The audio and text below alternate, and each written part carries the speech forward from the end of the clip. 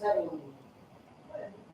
Bueno, las preocupaciones que surgió y yo me decía que lo hacemos más animado, como conversando con vos. bueno, buenas noches a todos y a todas. Bienvenidos a la charla del Instituto de Independencia antes de las elecciones, en un día muy particular, a donde parece que la zozobra y la incertidumbre nos han ganado nuevamente la agenda a partir de los hechos delictivos que comete la Libertad Avanza con la corrida cambiaria que ha generado. En este clima y en esta sensación de qué va a pasar, nosotros vamos a hablar de educación. Y parecería que no tiene nada que ver, pero ¿cuántos años hace que escuchamos la escuela en crisis? Creo que desde que tenemos uso de razón, la educación está en crisis, ¿no? Tenemos una ley, una de las mejores leyes, la ley 1420, sancionada en 1884, que habla de la educación laica, gratuita y pública, pero hasta 1945 esta ley no se hizo realidad. Hasta que llegó el peronismo, la ley 1420 era solo una ley muerta, porque la equidad, la igualdad, la gratuidad, la laicidad no era lo cotidiano, no era lo que realmente ocurría en la realidad. Como dijo mi compañero Javier Araujo, nosotros somos los herederos de la democratización educativa. Te robé la frase, Tomás. Nosotros, los peronistas, somos los herederos de la democratización educativa. Para charlar sobre esto no vamos a hacer una exposición, sino Marisa propuso hacer una charla entre nosotros. Están conmigo Javier Araujo, ex decano de la Universidad de la Defensa, ex subsecretario del Ministerio de Formación del Ministerio de Defensa de la Nación, un pedagogo, profesor universitario en la Universidad de Tandil, la Universidad del Centro y en la Universidad de Quilmes. Está conmigo la profesora Marisa Díaz. Marisa Díaz fue ministra de Educación en La Rioja, fue secretaria del Consejo Federal Educativo, fue ex viceministra de Educación de la Nación. Y los dos tienen un rasgo en común: son perochos, igual que nosotros. Y pensamos la educación desde el peronismo, pensamos la educación como la gran deuda del peronismo. Pensamos que, esto lo hemos discutido mucho en la mesa de educación del Instituto de Independencia, y lo hemos llevado hace poco Marisa coordina la Comisión de Educación del PJ Nacional, a donde el Instituto de Independencia también participa. Y para nosotros hay una gran deuda del peronismo. ¿Qué tiene que ver con esto?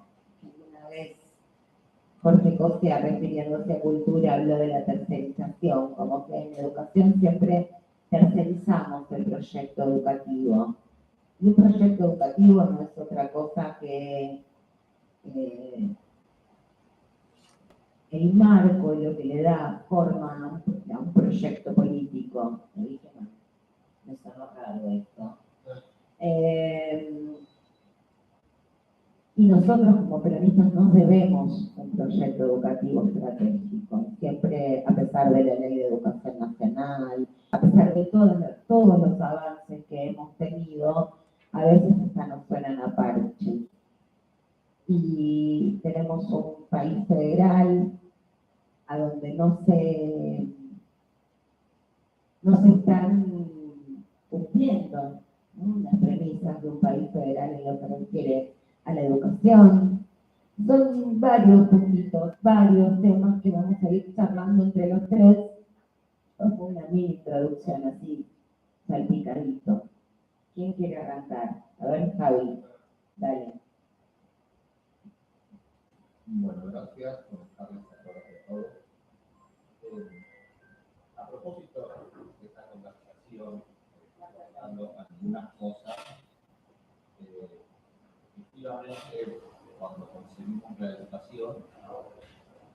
decía en el encuentro del sábado pasado, realmente nos encontramos entre dos posiciones dominantes, que a una vamos a denominar educacionismo, es decir, la idea de que la educación te resuelve todos los males, que a partir de la mejora de la educación mejoramos la sociedad, mejora el ser humano, es decir, que la educación pensada como una esfera autónoma y separada, desarticulada del conjunto social, y por otro lado, por otra visión dominante que se expresen así como antagónicas, que es una mirada instrumentalista.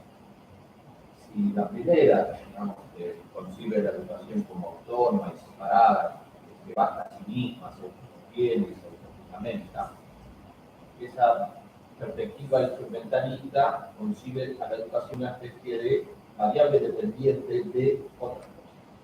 Entonces, la educación aparece, el proyecto educativo aparece como un agregado de la educación que se tematiza como educación y trabajo, educación y ciudadanía, educación y medio ambiente, educación y educación. Un proyecto en el que el ideal educativo se conforma a partir de fragmentos agregados por grupos, personas, sectores sociales que tienen esa capacidad de hablar legítimamente en términos de lo que un proyecto educativo debe contener. En ambos nosotros pensamos que ambos son perspectivas equivocadas y que hoy ninguna de las dos puede dar soluciones a lo que podríamos llamar el malestar en educación o ¿cómo es que decías? El inventario de los déficits o la insatisfacción que ahora pero creo que hoy recorre buena parte de la evaluación que las argentinas y los argentinos hacen del sistema educativo, del servicio educativo. Y nosotros pensamos que ahí hay algo para decir en términos de las bases y los fundamentos de pensar la educación como un proyecto integral. Nosotros decimos proyecto nacional, decimos proyecto de sociedad, ¿sí? Pero el peronismo tiene esas bases para pensar un modelo de educación fuertemente articulado con una idea de sociedad, un modelo de sociedad, con una imagen de. En primer lugar, tenemos el humanismo. Ahí hay algo interesante como para pensar también en las relaciones de la educación, para formar en un humanismo, si me permite la expresión rápida y en sentido práctico del siglo XXI. ¿Qué estamos diciendo hoy cuando decimos que el eje sobre el que se debe pensar la conformación de un proyecto educativo vinculado a un proyecto nacional debe tener fundamento en el humanismo? Y se nos ocurren rápidamente algunas cuestiones que son las que estamos observando en este derrotero de este momento universal de la humanidad. Lo que el Papa llama la teoría de Descartes, es decir, que cada vez más lo que estamos viendo es que la vida humana tiene un valor en relación a su capacidad de convertirse en mercancía. La vida humana no tiene valor en algunos países, en algunas regiones del mundo, sino como, digamos, rehenes de los conflictos de los intereses de la disputa global. Y al interior de nuestro país lo estamos viendo, ni más ni menos que en las propuestas que propone, ¿verdad? Los logros del día Mauricio. Pero las propuestas de candidato a la libertad de avance. Si la educación es una mercancía, digamos, luego la posibilidad de pensar que las personas no son más que portadores de una capacidad individual que se acrecienta con la compra del bien de educación, ¿no?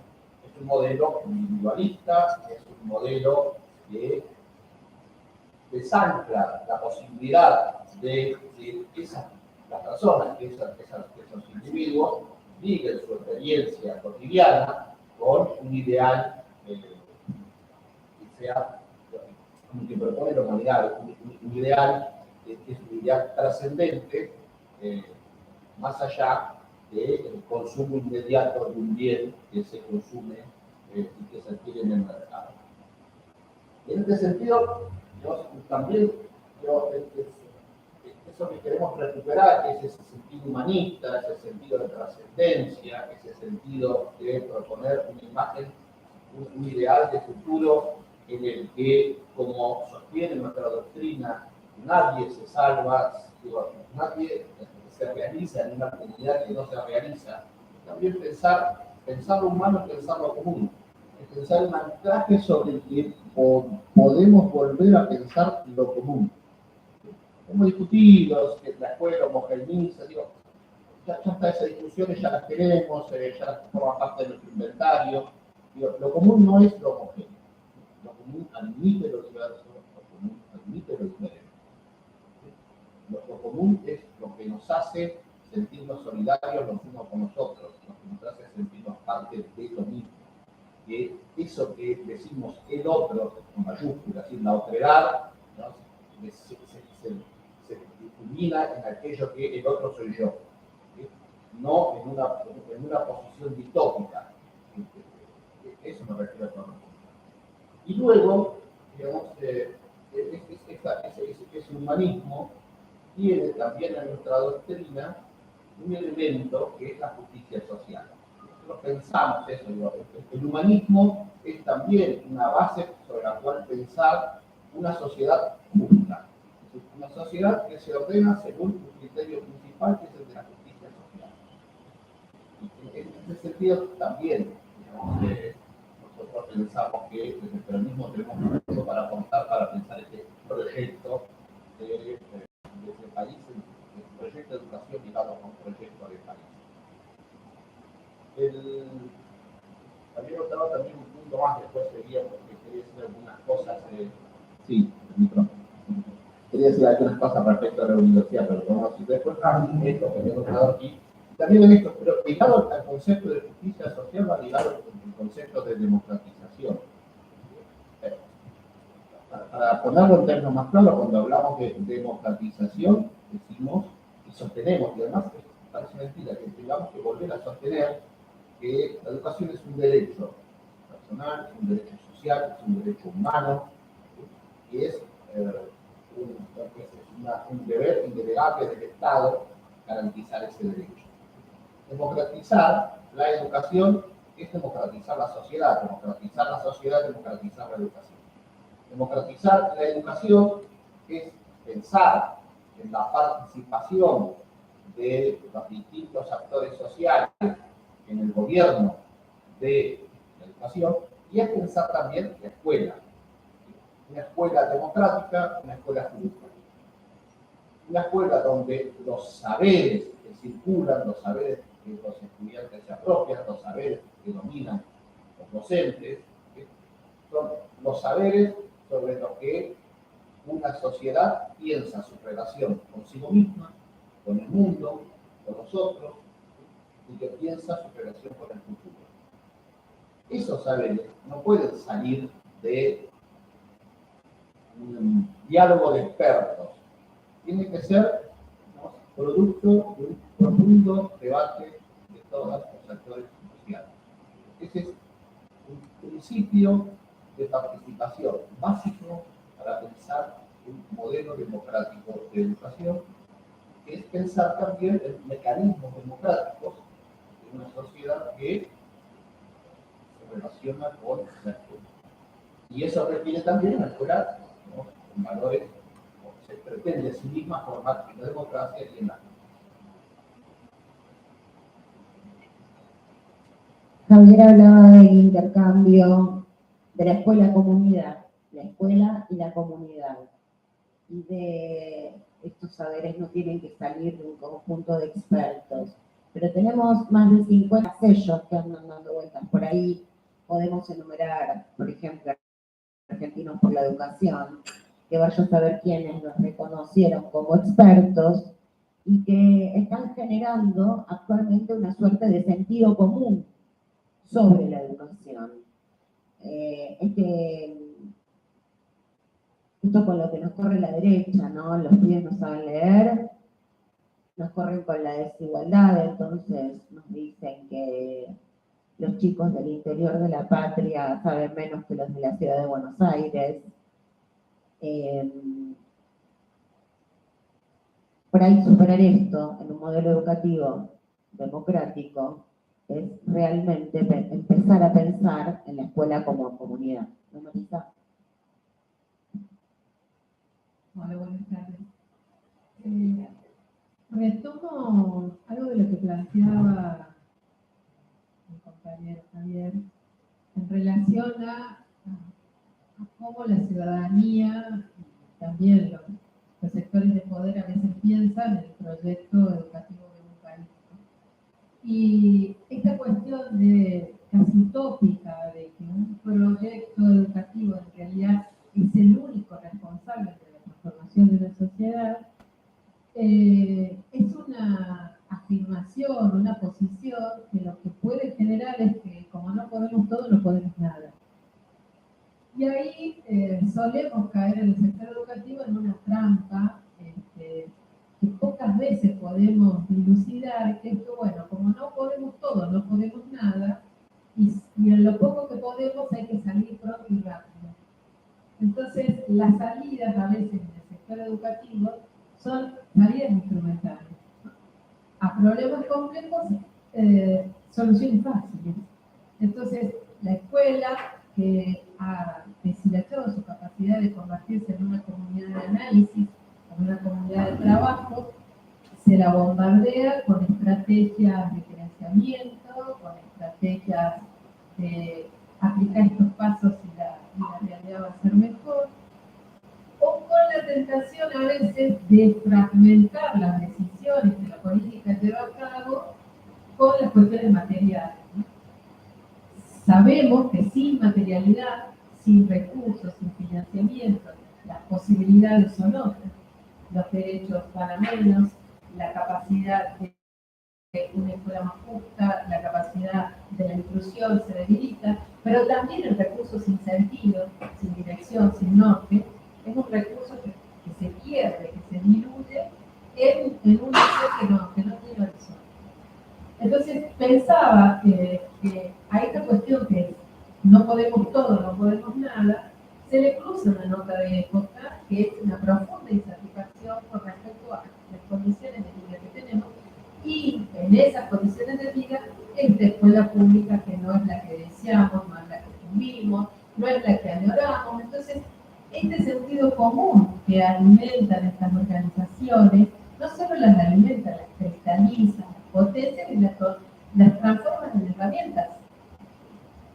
Capitalizar esos malestares es una buena operación y da resultados.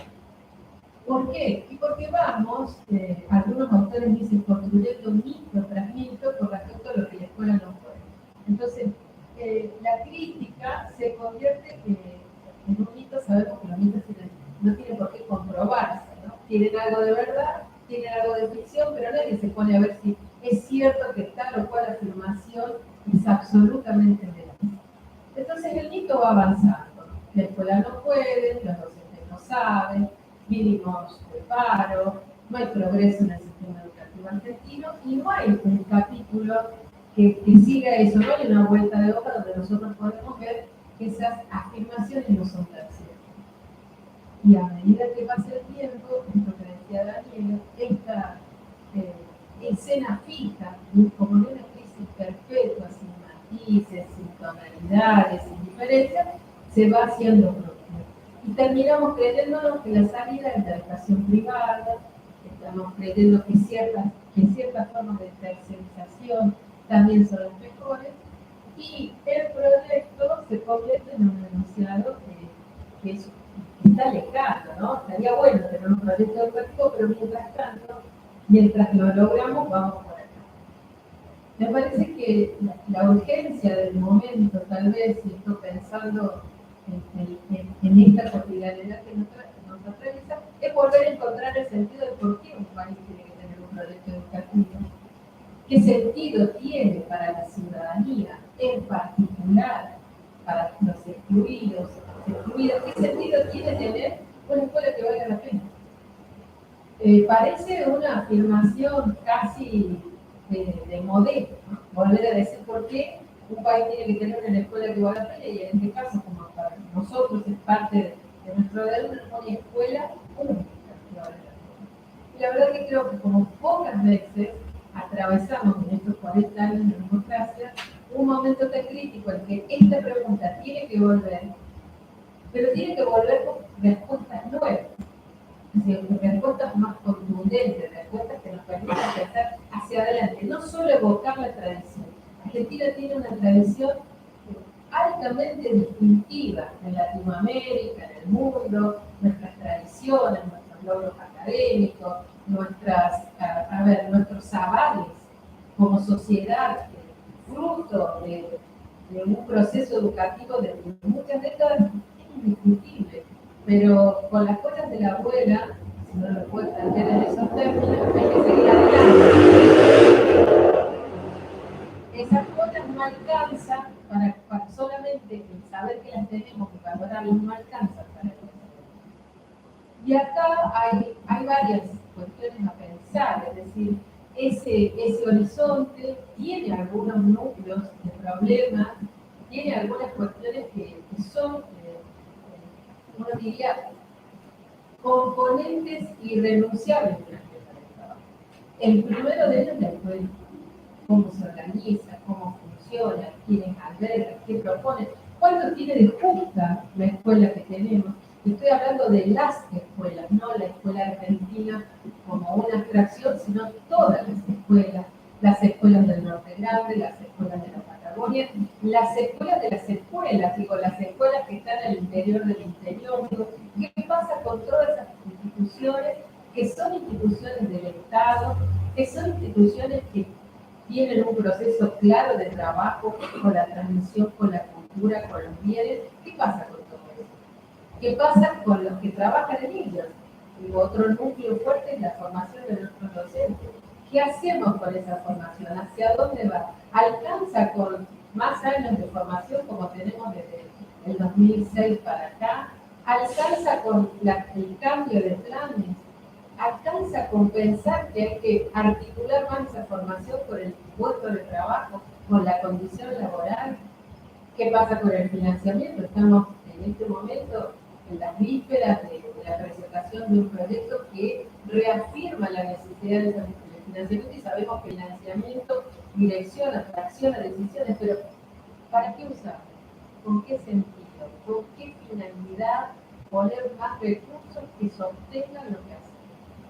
Si uno mira estas piezas sueltas, podrían ser más de los fragmentos del que hacía referencia Javier. La cuestión es que estas piezas deben tener algo que las libane. Y el libán es un problema. El libán, digo, puede ser piezas de cualquiera, en la medida en que no tengan el sentido que nosotros tenemos otorgado. Y desde ese lugar, me parece que la discusión, así tan chiquita como la planteaba, de la escuela y su comunidad, en realidad es una muestra de una discusión mucho mayor, porque la escuela, la comunidad, los docentes, lo que se enseña, los recursos, todo eso forman parte de una jugada que tendríamos que hacer hacia adelante mucho más pesada. ¿Algo para decir? Javier.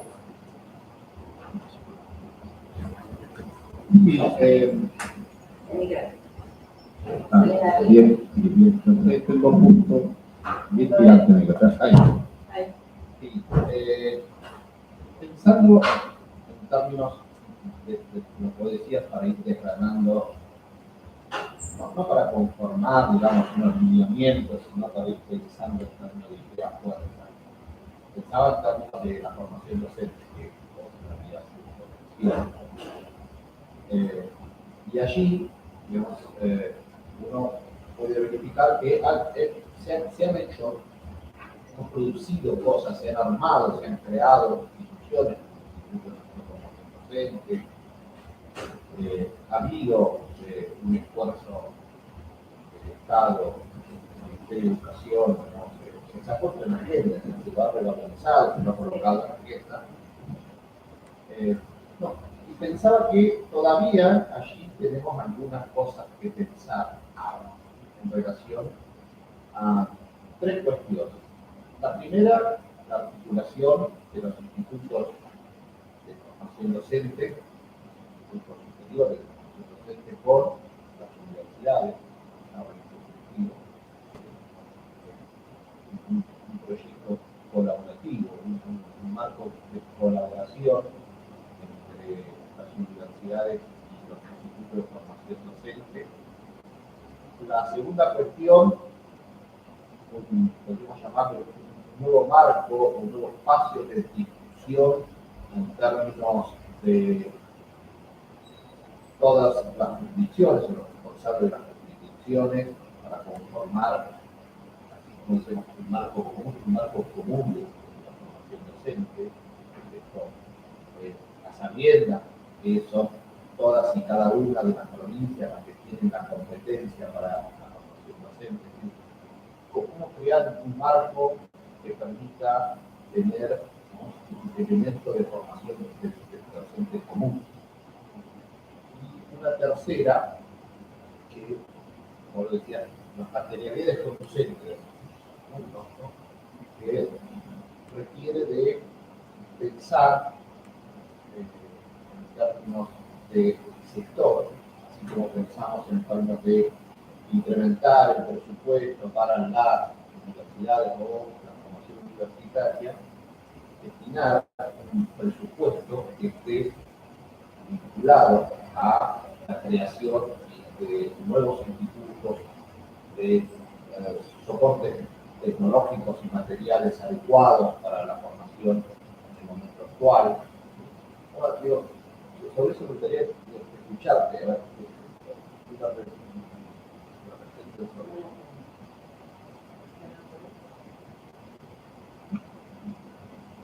yo le voy a agregar a lo que vos escuchará, Marisa, una pregunta que nos hacen por YouTube. O sea, porque hay gente del otro lado y la pregunta es: ¿cuán presentes están las realidades productivas, sociales, culturales de las provincias en el debate educativo? Buena pregunta. Comienzo a responder en tu inquietud, que también es mía, Javier. Nosotros hasta ahora, dentro de las políticas educativas, hemos asumido la articulación como una herramienta, pero la articulación es una concepción. En la medida que nosotros podamos incluir en la discusión sobre la articulación, estoy pensando en el subsistema universitario y el subsistema docente, la discusión política sobre la articulación y no los mecanismos, porque volvemos a lo mismo, siempre me voy a mantener en esto: no podemos todo, no podemos nada. Como no podemos salir de la trampa de los mecanismos, entonces la discusión sobre la articulación queda en un segundo plano. Nosotros en general, a veces, diría más de lo deseado, nos quedamos entrampados en discusiones sobre los mecanismos, sobre las herramientas políticas, no sobre el sentido de esas herramientas y su aplicación. En el mismo sentido, las herramientas de concertación que tenemos generadas en el Consejo Federal o en el INCOT también han ido por a veces una sobreestimación de los procesos, pero no de dónde hacer eso. En concreto, digo, hay mucho avance, por ejemplo, para la armonización de planes de estudio, pero no hemos logrado la discusión más de fondo de por qué esa formación sí y no otra. Entonces, muchas de las cuestiones que hoy tenemos como problemáticas en la enseñanza no tienen que ver con cuestiones ni metodológicas ni de la disciplina, sino de la concepción de cuál es mi función ahí en esa aula con esos chicos en este tiempo, ¿no? Y cuáles son los compromisos éticos y políticos que tengo como docente con esas personas que se están formando y con mis padres. Ahora bien, al no tener eso resuelto, en el caso de la formación docente, vamos acumulando dificultades que las vamos resolviendo muy pragmáticamente, a veces con muy buenas intenciones, digo, conociendo muy de adentro ese paño, digo, hay cuestiones que nos van quedando como en discusiones pendientes, ¿no? Y en ese sentido, tomando la pregunta, todos estos componentes no expresan abiertamente la discusión porque seguimos la lógica de discusiones endógamas. Pareciera que los problemas educativos son los problemas de los educadores o de los ministros de educación, pero no se expande la preocupación de que esa escuela, de que ese instituto, de que ese egresado tiene que ver con una comunidad, tiene que ver con el lugar donde va a trabajar, tiene que ver con un municipio, con una comuna. Digo, hay algo de la discusión de lo educativo que es una educación solo para quienes lo viven, como si la sociedad no estuviera atravesada por las consecuencias de la posibilidad de que su población esté educada. Educarse pareciera incluso casi un problema técnico. Entonces, ahora es un problema de método, ahora es interesante incorporar nuevos saberes, los saberes tecnológicos, los saberes de la neurociencia, los saberes de la gestión de las emociones. Entonces, si eso pasa, seguramente tendremos una buena escuela, buenos egresados, ergo, una sociedad más integrada, más justa y feliz. Un razonamiento tan básico, ¿no? Por decirlo de alguna manera, que preocupa de tanto simplismo el modo en que se entiende la pobreza. Que nos paramos, porque pareciera que no se entiende, ante los problemas. Y la discusión sobre la educación como una acción, como una herramienta dinamizadora de las comunidades, de las sociedades, que un poco por ahí va la pregunta, o está en el plano de la academia, en el plano de la investigación, o en el plano de la discusión de la sala de profesores o de algún despacho ministerial. Pero no pareciera que es una discusión que circula más allá. Yo quiero decir dos cosas. La primera cuestión, nosotros cometimos un error del militarismo, es decir, insiste en esto, la educación inicial, la educación primaria, la educación secundaria, la educación superior, no universitaria, pero también la universitaria, porque las universidades pueden crear universidades, y de hecho las hay universidades provinciales, ¿no? Impide, habría que sacarse la cabeza de un debate educativo. Por eso construimos ámbitos, encuentros, articulación, diálogo, porque son 24 jurisdicciones. A ver, uno debe pensar que hay mínimo 24 debates educativos, por decirlo de algún modo. Y el debate educativo debería ser no la resultante en el sentido mecánico, pero sino, digamos, el espacio que permite ser el eslabón que pone en común, ¿no?, lo que en libertad las comunidades deciden respecto de su imagen de futuro, sobre sus ideales normativos, sobre qué quieren proyectarse como comunidad y qué debe la escuela hacer en ese proyecto, en ese imaginario, con esos ideales normativos. Entonces, creo que, por ejemplo, en su lugar hay un debate educativo que debería haber mínimo 24, y al interior de eso, otros tantos. ¿Sí? Esto lo está diciendo Alice, es decir, las escuelas deberían ser centros de debate educativo, no de debate en el sentido de que si nos juntamos en asamblea, es esto, de escuelas y comunidades preocupadas por lo que pasa dentro de la escuela y la escuela preocupada por lo que se dice, por lo que pasa y acontece en términos de su propia acción en ese lugar, en esa comunidad. Yo creo que ahí hay un lugar, no sé, interesante para pensarlo. Pero para eso coincido con vos, es decir, articulemos, digamos, parece que no sé, articular, esta canción, articular, exacto, no es un, como mecanismo, hay que preguntarse cuáles son los supuestos sobre los cuales esa articulación es deseable y posible. Eso es lo que hay que empezar a discutir. Proyecto educativo, la construcción de lo común. ¿Qué tiene de común lo que acontece en todas y cada una de nuestras provincias? Y en cada una de esas provincias tendrán que tener, digamos, potencia de poder crear los espacios en los que se puedan escuchar distintas voces de los sectores colectivos, de la cultura, etc. Ahora, dicho eso, también es cierto que en las sociedades hay distribuciones de poder que son asimétricas. Y hay algunos que se hacen escuchar más que otros. Por ejemplo, digamos, nosotros damos por bueno, digamos, que los debates en términos de educación y trabajo, educación y empleo, qué sé yo, ¿no? El actor por excelencia son las cámaras empresariales. Y me imagino que además sobre eso subyace una idea de un homus económico racional que es el empresario. Pues malas noticias, los empresarios tienen tanto sentido común y ideología, participan de las distribuciones de poder y no tienen, digamos, no necesariamente piensan que el mundo de la producción, digamos, y la escuela, digamos, deben tener un elemento que sea beneficioso para el conjunto. También destruyendo mitos. La producción debe ser, ¿qué debe producir y cómo se debe producir? ¿Cuál es las bases sobre las cuales pensamos la producción? Debe ser una cuestión que debe ser discutida en todo. ¿Y cómo ingresa a la escuela? Debe ser, ¿no?, desde las distintas perspectivas, desde el mundo del trabajo, desde la producción, pero también desde los usuarios, de los bienes de eso, pero también de las personas que piensan que no se puede producir y contaminar. Creo que por ahí va también esta idea de que, como yo decía,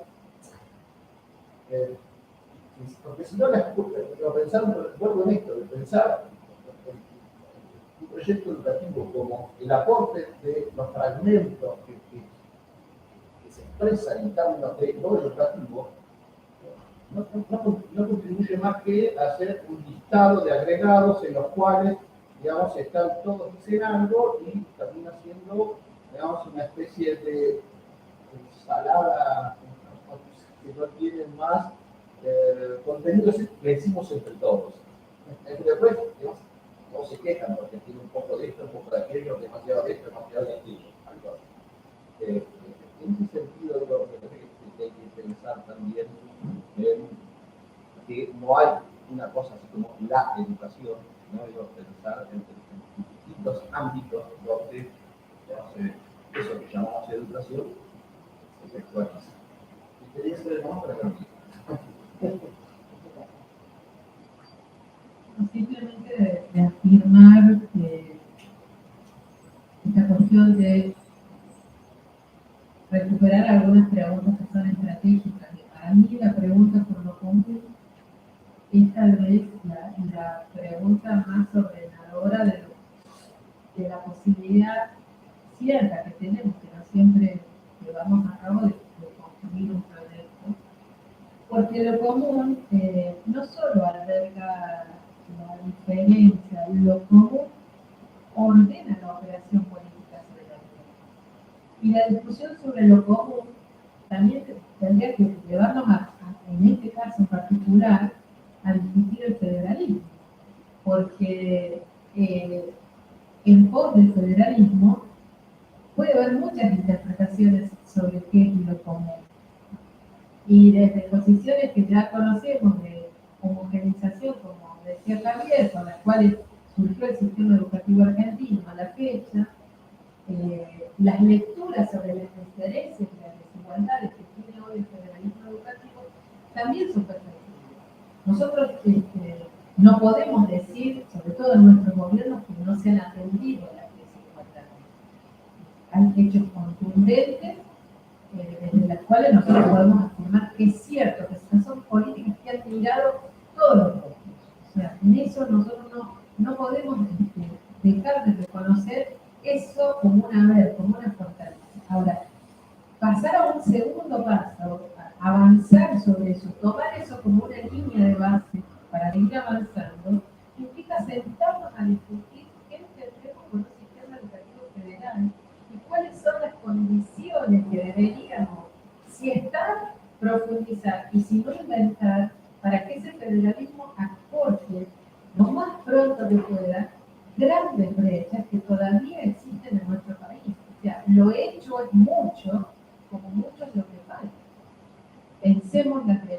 pensemos las capacidades gubernamentales. Una de las cosas que a veces no se ve con claridad es que las capacidades gubernamentales de nuestras provincias para llevar a cabo transformaciones son muy visibles y que esas capacidades ya son un primer factor en contra ante la posibilidad de que en esa provincia, por más que tengamos más recursos, por más que tengamos más equipamiento, infraestructura y ciertas condiciones de materialidad, si esa capacidad de gobernar lo que se tiene no es buena, tampoco será el resultado que esperamos. Las cuestiones de género, las cuestiones que tienen que ver con las comunidades indígenas, las cuestiones que tienen que ver con la incorporación de las infancias todavía en muchos lugares de nuestro país al trabajo en temprana edad, cuando sabemos que no queremos y no se debe hacer eso. La lista es larga, es una lista no muy visible, porque el gran trazo lo pone con más fuerza, por ejemplo, en la agenda pública a los resultados de los aprendizajes, ¿no? Recortamos la capacidad de estar incluido y de tener una buena escuela, que uno tenga un buen rendimiento escolar. Incluso se usa hasta ese término, o un logro de aprendizaje. Pero el logro es la expresión de un proceso mucho mayor. Arrancaba Javier hablando de la necesidad de discutir integralmente. Bueno, la calidad educativa que ambicionamos desde nuestra perspectiva es una calidad integral, no es la calidad de los aprendizajes. O en todo caso, es la calidad de los aprendizajes como expresión de un proceso mucho más complejo, mucho más rico que una buena nota en una prueba nacional o internacional. Entonces, en esa escena, revierte y se convierte en una discusión muy necesaria, volver a pensar qué significan estas 24 discusiones. Voy a hablar de 24 discusiones, son 24 miradas, son 24 posibilidades de futuro, son 24 puntos de partida de juego. Y esas diferencias, a su vez, tienen que operarse desde la categoría de los puntos. A mí me parece que ahí, pensando hacia adelante, pensando en tiempos donde hoy abiertamente algunas propuestas electorales van en contra de lo común y vuelven a plantear la necesidad de la desarticulación como la forma de realización de una buena escuela, de una buena educación. O sea, la buena educación es no solo es un bien que se consume, es una conquista del individuo. Es un proceso que el individuo y sus capacidades pueden llegar a conseguir como un acto solitario, ¿no? De esfuerzo, de mérito, etc. Bueno, ahí la articulación sobre esta discusión en el marco de un proyecto político, que se viene insistiendo con esto, no da margen para eludir la necesidad de repensar esto de lo común, no solo como categoría política, categoría pedagógica, categoría de financiamiento, categoría de restitución de ciertas lógicas de trabajo que hoy no. Por ahí ese es el verdadero desafío de pensar el federalismo, ¿no? Por ahí ese es el verdadero desafío. Nos están viendo compañeros de Formosa. Les cuento que Luis Osterra hizo ahí una amplia discusión de el canal YouTube, así que les mandamos un beso a los compañeros que escriben. Mariano, ¿querés hacer una pregunta? Me dijiste. Sí, motivada por las últimas reflexiones de Javier y Marisa. ¿Por qué parece que hay como una suerte de desvinculación o compartimento estanco entre la política y la educación? La política parecía ser que tiene que abordar la educación siempre, que discutamos sobre educación, que pensar sobre educación, pero como si fuera un tema ajeno a la política, como que es un mundo aparte. Entonces yo opino sobre dónde le pongo presupuesto, cuáles son los modos de organización, pero desde la escuela. Cuando en realidad es adentro, más adentro de la política de educación. Y del otro lado, parecía ser como que los actores del sistema sistema educativo, no hablan de política, hablan solamente de educación. Les está vedado el aspecto de la organización política, el formato federal, el tipo de producción, el sistema de salud, todo lo que involucra al ser humano, diría Patricia Bullrich, todo lo que involucra al ser humano. ¿Por qué está vedado el sistema educativo discutir la política? No solo la ideología, sino la política. ¿Qué sistema productivo, qué modelo productivo, hacia dónde se dirige? ¿Cuáles son los desafíos que tiene la economía?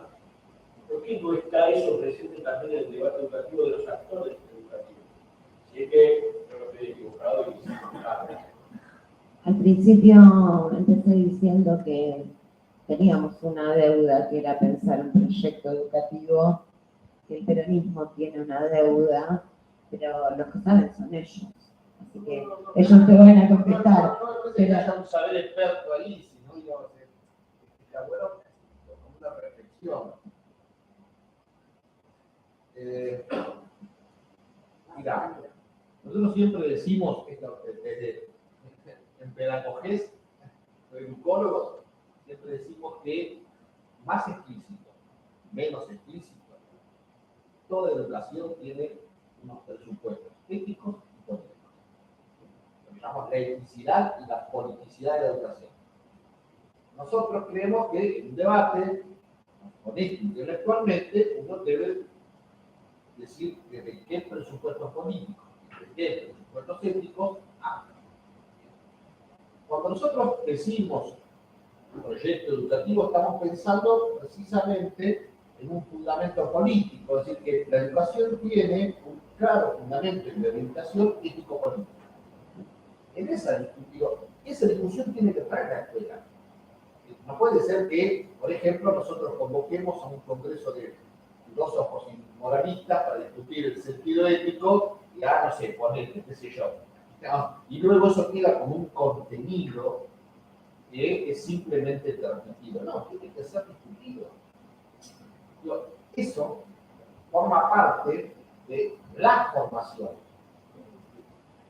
Vos tenés que saber sumar en primer grado, la expresión burda, sumar hasta 10 centímetros de los dedos, decir mamá me ama, abuelita me ama, lo que fuera, pero yo decía que corrido, leer de corrido, qué sé yo, pero también ir construyendo tu lugar en el mundo.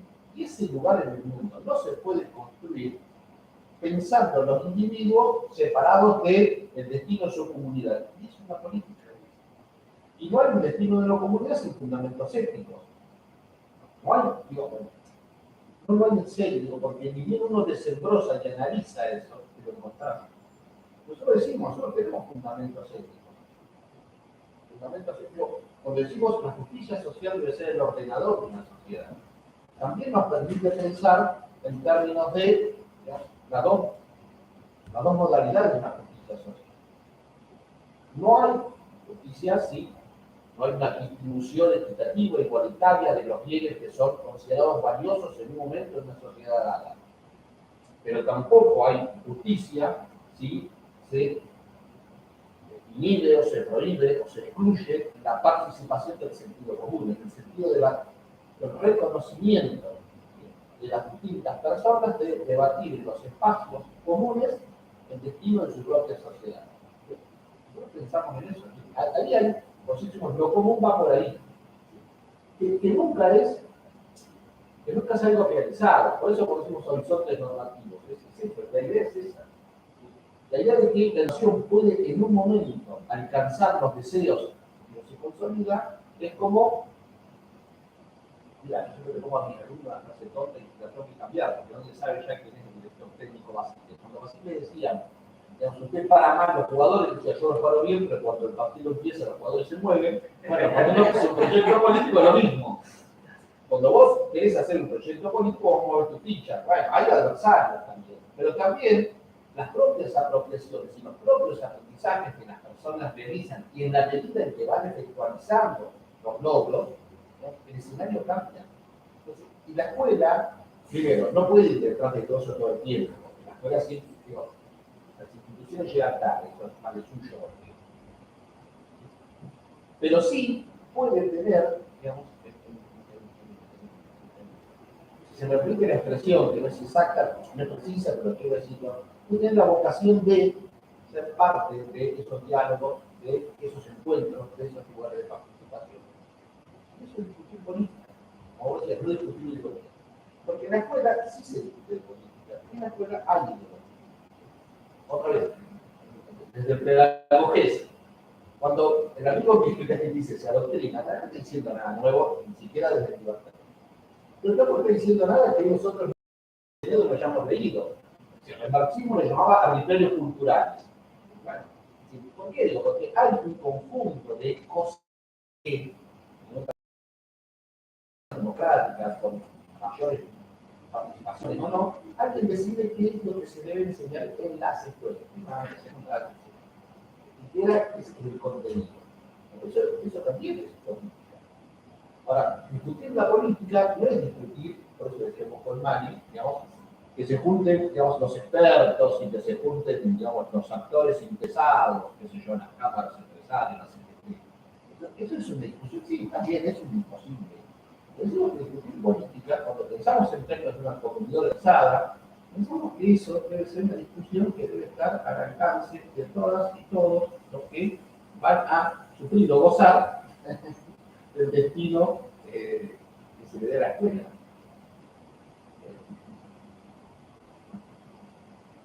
Agregaría a lo que veo manos levantadas, agregaría lo que decía Javier, que en general las dirigencias colocan al tema educativo como un problema y no como una herramienta. Cuando vos lo colocas como problema, bueno, lo cristalizás en un punto y tratás de buscarle soluciones de todo. Y en general, la solución para los problemas educativos se le tiran a los educadores o a los sindicatos. Porque no es mi problema. Mi problema, a ver, yo te puse los recursos, te puse la habilitación, te puse la condición material. Si el problema dentro de la escuela es de otros. ¿No? Entonces, esa distancia es la misma distancia que desde la escuela hacia las dirigencias. Las dirigencias, las escuelas miran a las dirigencias como las responsables de todo y lo propio queda en un lugar, es una posición política y ética de yo del experto. ¿No? Yo trabajo de enseñar, entonces ¿por qué tendría que comprometerme con otras cuestiones que no me competen, que están afuera de esta aula, ¿no? O de este espacio escolar?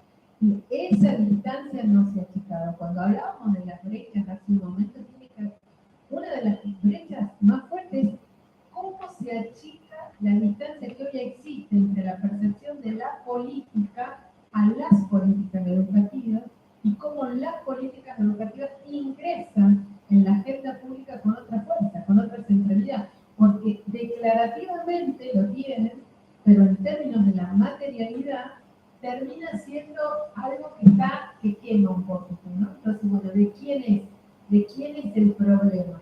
No es de quién es la herramienta. David. Sí, no, más solamente para comentar, además del contenido, digo, la necesidad de pensar también interseccionalmente la cuestión de la metodología de la enseñanza, que yo estoy en el campo de la salud mental, y cada vez más hay, ¿no?, de etiquetas de diagnóstico psiquiátrico de trastorno por déficit de atención con hiperactividad, ¿no? Y rápidamente ya se hace un informe, y rápidamente ya se dedica al psicofármaco fortísimo que es la vitamina, que se sabe los efectos a largo plazo que puede tener eso en el cuerpo que alguien está chiquito, digamos. Y claro, yo pienso, y además, el método de aprendizaje, de enseñanza, sigue siendo, digo, claro, un montón de niños mirando en silencio para adelante, como en la época del herramienta, digo, claro, no se pudo, ¿no?, hasta ahora, salvo casos, digamos, limitados, armar o versionar la cuestión más metodológica de la enseñanza, digamos, el avance de la tecnología, la exposición a las pantallas. Es imposible que el niño del 2023 tenga que seguir aprendiendo como lo hacían hace 220 años, ¿no? Y me parece que ahí falta, ¿no?, hay mucho por hacer, y también la importancia de armar una metodología acorde a las necesidades de los chicos, bien entre los sectores, tenemos dos sectores, digamos, de la salud, la justicia, ¿no?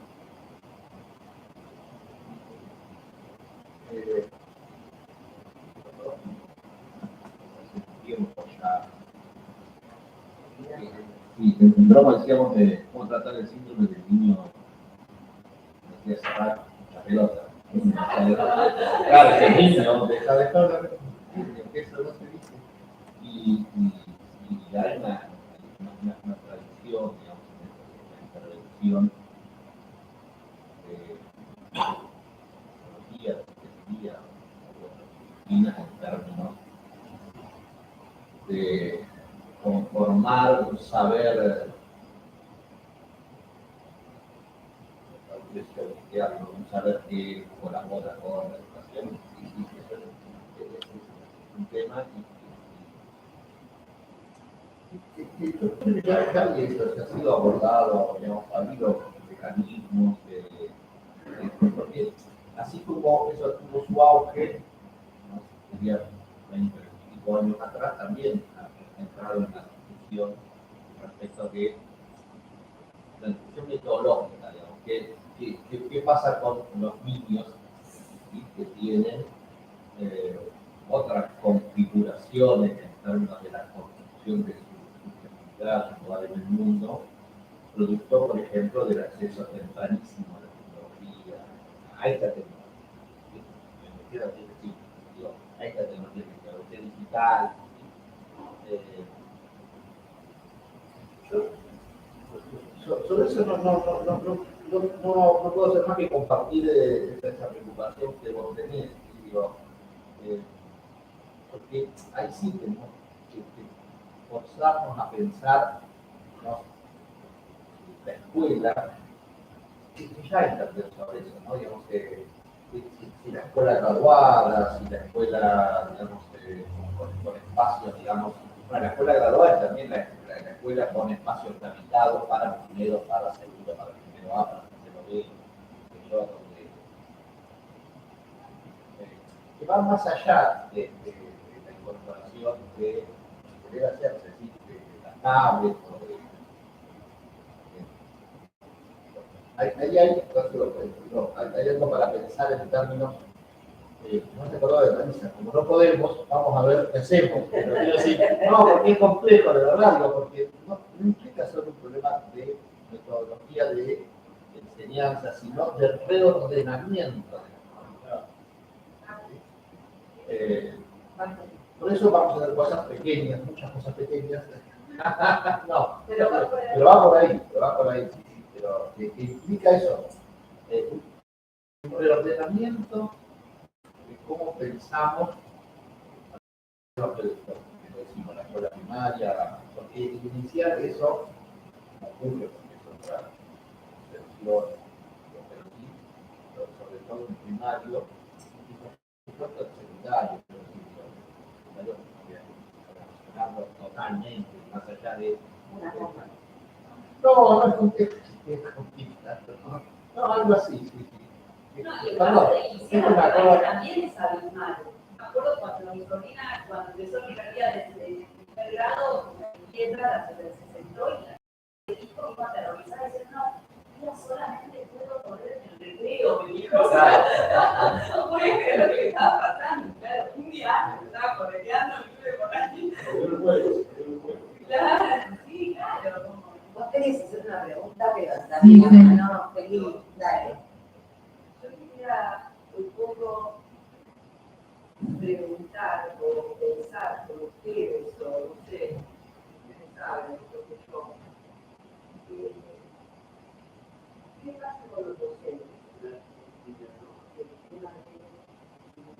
En la aula, y como dice Gabriela, parecía que no ha cambiado demasiado a dar estas clases, a recibir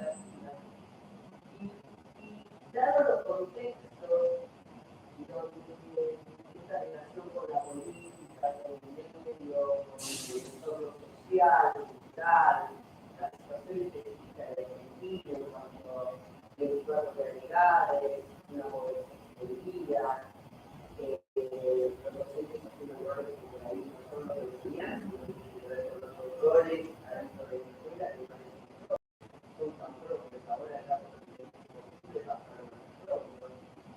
como cuidar de los niños,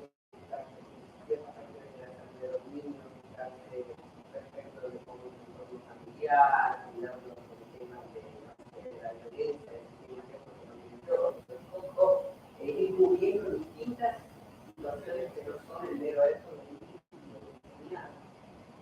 Y te pregunto, esas realidades que son cambiando, que decía Marisa, la política se preocupa más por proveemos la materialidad, acá está la lista, para los salarios docentes, disponibles, de la escuela que hacemos nuevas, que compramos la grabadora, el mapa, ahora se llama la computadora, a los niños, pero después no se ve que ya dentro de la comunidad para determinar y que la política casi que es muy fuerte, la política que quiero los funcionarios más altos que cada nivel gubernamental. Quizás los propios actores del sistema educativo deberían ir pensando en esto y sobre todo viendo que ese nuevo docente, cómo se encarna en los institutos de formación, son los grandes causantes de la definición física del sistema. Las metodologías de enseñanza están neopasadas, el niño que tenemos las demandas temáticas, y los docentes no tienen esa formación como para hacerse cargo de lo que hoy va a ser la tanto a nivel nacional y especialmente a nivel de la escuela. Ahí les voy para que respondan, pero esta pregunta se puede acoplar con una porque va en el mismo sentido de YouTube. La de YouTube es un poco más, que apunta a la calidad educativa, que habría que definir qué es calidad educativa primero, ¿no? Pero dice que se puede hacer para que la calidad educativa no dependa exclusivamente del docente que está frente al aula, es decir, que la calidad no depende si el docente está comprometido y cuando falle no hay calidad. Bueno, por ahí tiene un poco que ver con el rol docente del que vos estabas hablando.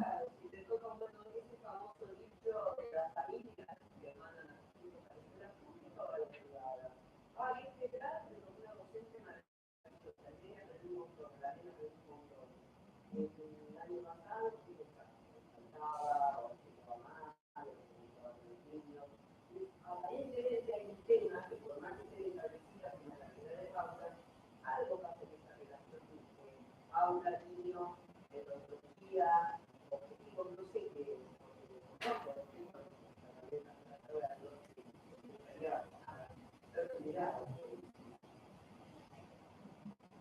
Tal vez yo definiría la cuestión de la formación y el trabajo de la docencia en Argentina uno de los desafíos más apasionantes que tenemos para poder no solo dilucidar, sino también gobernar, ¿no? En términos de las políticas que justifican. No podemos decir que Argentina no lo intenta. Uno de los temas más fuertes que surgieron en el 83 con el retorno a la democracia en el Congreso Pedagógico Nacional fue el tema de la escuela, el trabajo docente, la democratización de manos de los docentes. O sea, tomo del 83 para acá, en todos los gobiernos se han definido políticas destinadas a la formación inicial de los docentes, a la formación continua, y se han cambiado los títulos, se han extendido los años de formación. Digo, es como una recurrencia en intento. O sea, no podemos decir que este tema no esté en la agenda. Ahora, como pocos lugares, vamos a hablar de Latinoamérica, seguimos discutiendo si los docentes son apóstoles, son trabajadores o profesionales. Y esa no es una discusión. Porque de acuerdo a cómo se para la formación de los docentes en los institutos y en las universidades, porque lo que no tenemos por ahí muy en claro es que un porcentaje muy alto, creo no equivocarme, más del 30% de los profesionales que trabajan en la educación secundaria tienen la formación universitaria, no pasan por los institutos. Allí no hay ninguna injerencia, salvo la decisión de cada universidad de cómo va a ser su plan de estudio. Nuestros planes de estudio navegan, ¿no? Entonces, en algún lugar el egresado se siente un experto en la disciplina en otros lugares se siente un trabajador de la educación, y en otros lugares mezcla eso con una vocación de cuidado, protección, más cercana sobre todo en el nivel inicial. Entonces, si uno podría decir, son tres modelos formativos que hoy conviven, que no los tenemos en otros países de la región. Por ejemplo, cuando uno discute esto en el Mercosur, cuando llevamos este tema al Mercosur, nos miran como diciendo que todavía están discutiendo eso, ¿no?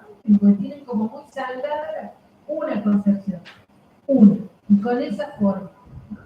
Entonces, mucho más homogéneo, también tienen sistemas centralizados, cosa que nosotros no tenemos. Nosotros tenemos descentralizado y binario, universidad e instituto. Entonces, es un combo difícil, por eso hablo de la gobernanza, porque lo que decía Javier, no hay una agenda común sobre qué formar un docente en Argentina, más allá de que esté declarado, establecido en la ley, que vuelvo a insistir, los planes de gobierno van por ahí. Cuando eso llega al profesorado de Jujuy, de Salta, de La Rioja, lo que sea, ese profesorado, uno de esos profesorados, cada profesorado comienza su propia traducción. Eso, esa capilaridad que puede ser celebrada desde el hecho de que hay educación superior en todos lados y todos tienen acceso a ella, cuando vuelve al sistema, si es que vuelve en el sentido de cómo se le formó, empiezan los problemas, porque en muchos casos yo uso la imagen de institutos de espalda del sistema, que se forman y se miran a sí mismos. O sea, sujetos teóricos, o sea, niñeces teóricas, adolescencias teóricas, juventudes teóricas, metodologías, en base a lo que la compañera preguntaba, metodologías estandarizadas, ¿no? Bueno, ante este problema está toda solución, y el egresado sale de ahí y se va a una institución que no tiene casi nada que ver con lo que uno. Entonces, comienza la experimentación, el tanteo, el error. Uno podría decir eso en relación a la expertise que debería tener en la práctica. Pero después está lo otro, porque preguntaba Teresa. No hay una discusión de fondo, no hay una inscripción de los profesorados con respecto a que a quien estoy formando es un agente de movilidad social, es una persona que trabaja por cierta base de valores, esto que decía Javier, con una posición ética.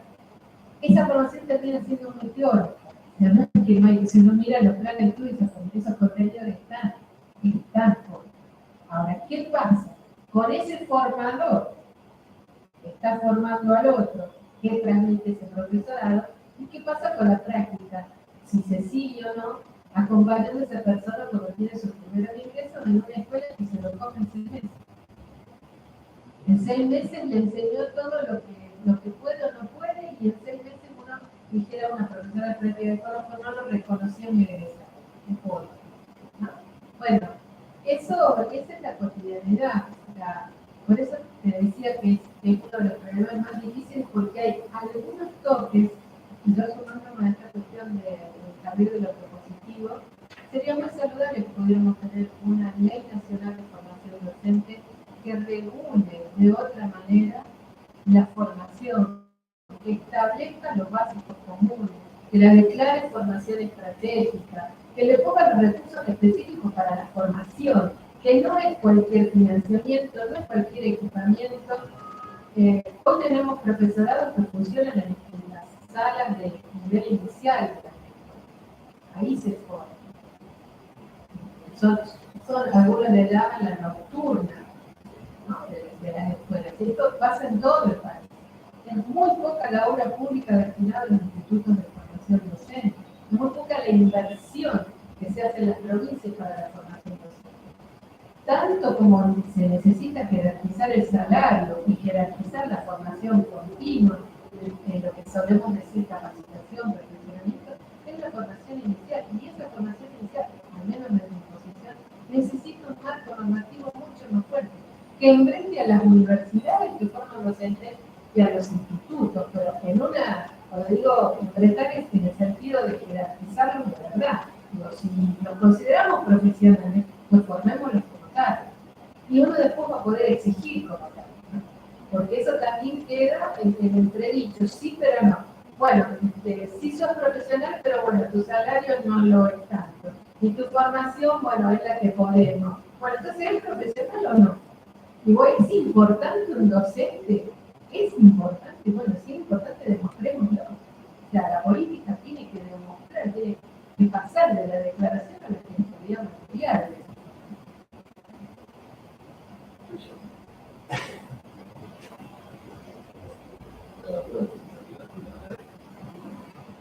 Notas, una nota en este sentido. Lo pienso de verdad, porque las universidades, ¿no? sí, también. Pero quiero, no, voy a decir una cosa, voy a decir explicarte. Yo creo que las universidades no deberían tener formación docente y se tiene que estar muy pactado. Ahora mismo se está dando una discusión, es decir, empecé más vez, imagínate esa discusión, que es la de acreditación de la carrera de formación docente. Es decir, la ley de educación superior establece en el artículo 43 que las carreras que ponen en riesgo la vida, la salud, la formación, etcétera, deben ser acreditadas. Y tienen un proceso de evaluación para certificar condiciones institucionales de que allí se hace esa formación con calidad. Bueno, yo sacaría la formación. Es verdad, a ver, entre los abogados. Te voy a poner por eso, porque digo, es algo parecido a los abogados. Los abogados son la única profesión, Mariano, que manejan un poder del Estado. Entonces, y los docentes es una profesión que no maneja un poder del Estado, pero que tiene, uno podría decir, un poder equivalente desde el punto de vista simbólico, en la medida en que son generaciones y generaciones que por muchos años pasan la escuela y sobre la educación hacemos esto, depositamos millones de cosas, digamos, que haga esto, que haga otro, que sé yo, bla, bla, bla, bla. Con todo el respeto, no es lo mismo que acreditar ingenieros, veterinarios, contadores públicos, que tienen muchísima responsabilidad, pero se entiende bien lo que quiero diferenciar en términos, por ejemplo, de ponerlo en... Ahí hay un lugar que no puede estar, las universidades están pensando en la acreditación de la calidad, sin que creo que hayan preguntado jamás a un gobernador, a los docentes, a las familias, en las provincias, que es donde se lleva a cabo, no sé si absolutamente. Esto habla de la necesidad de lo que decía Marisa, de pensar un sistema de formación docente que trate de que ponga, digamos, a estas dos instituciones de educación superior, las universidades, el instituto universitario, en un marco común. La segunda cuestión, en las escuelas siempre pasó algo más que educar. Acá en 1420 establece una dimensión que es una función que es el asistencialismo. No estoy de acordar con los piojos. El higienismo como corriente, digamos, tiene una, no sé, como corriente que fundamenta el modelo educativo de fines de los 90, de fines del siglo XIX, es muy fuerte. Y las maestras revisaban si los chicos tenían piojos, si tenían y todo aquello que, digamos, eso sucedía en los 70. no, pero sí, ya esa idea de que el maestro enseñaba más que, daba más, es cierto, ahora es más complejo, porque, digamos, pero hay esa idea, no, lo digo porque quiero recuperar la idea también de la escuela en su función asistencial.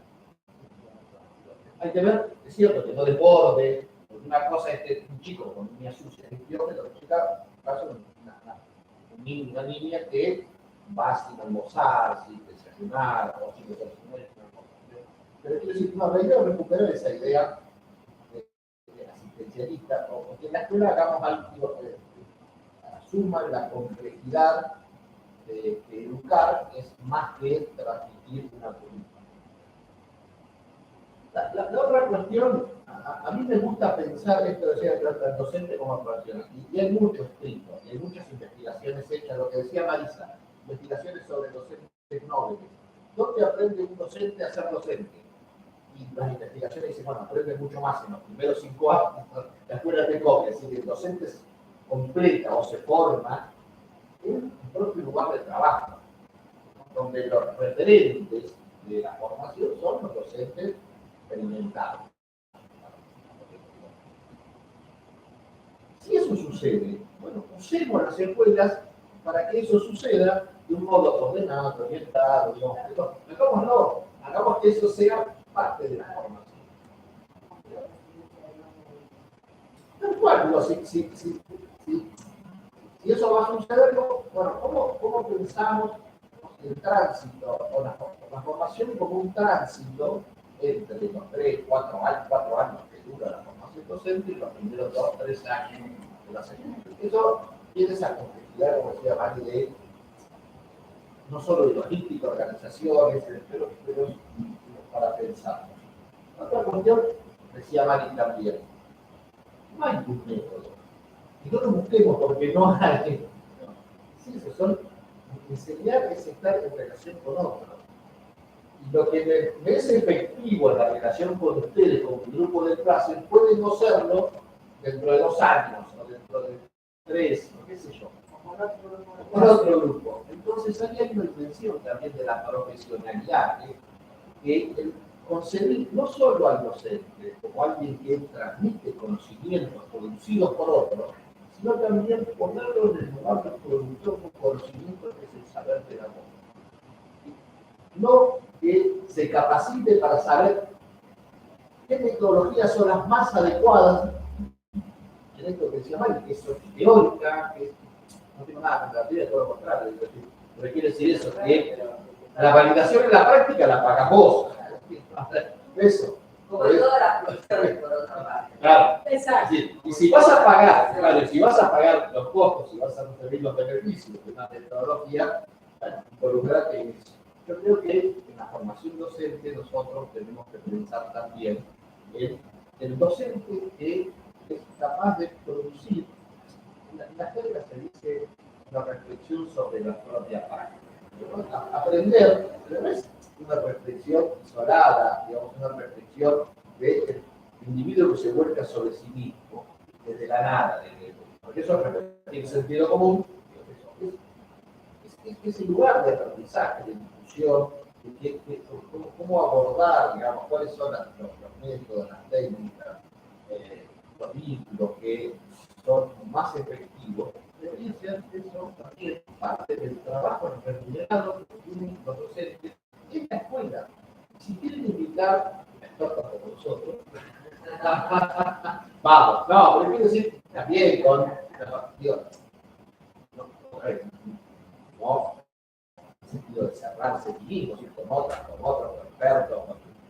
Pero yo creo que esa dimensión de la formación docente debería ser abordada porque también en algunos programas docentes investigadores o hay bibliografías que vienen currículum, docente ampliado, investigación, acción para docentes, investigación participativa, hay mucho.